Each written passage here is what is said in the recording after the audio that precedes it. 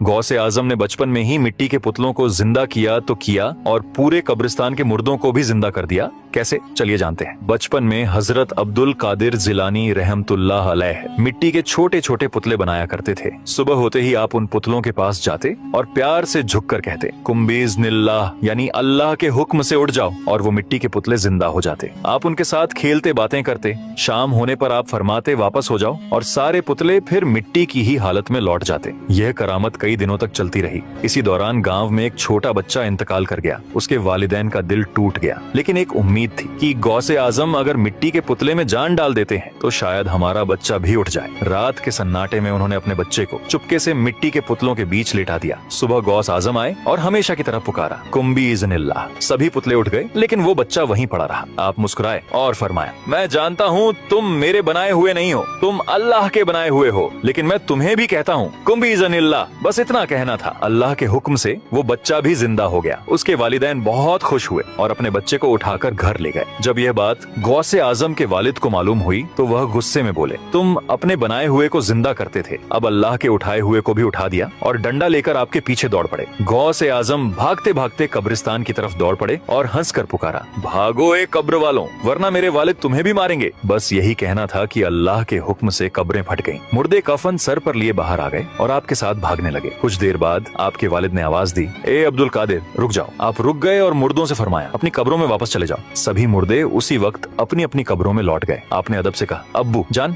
अच्छा हुआ आपने रोक लिया, वरना ये लोग कयामत तक कफन सर पर लिए चलते रहते। यह वाकया साबित करता है कि अल्लाह ताला अपने नेक बंदों को ऐसी करामातें देता है जो आम इंसान की समझ से बहुत ऊपर होती हैं। अगर आप भी गौसे आजम के सच्चे दीवाने हैं और ये वाकया आपके दिलों को छू गई तो दिल से लिखिए सुभान अल्लाह और लाइक सब्सक्राइब जरूर करें।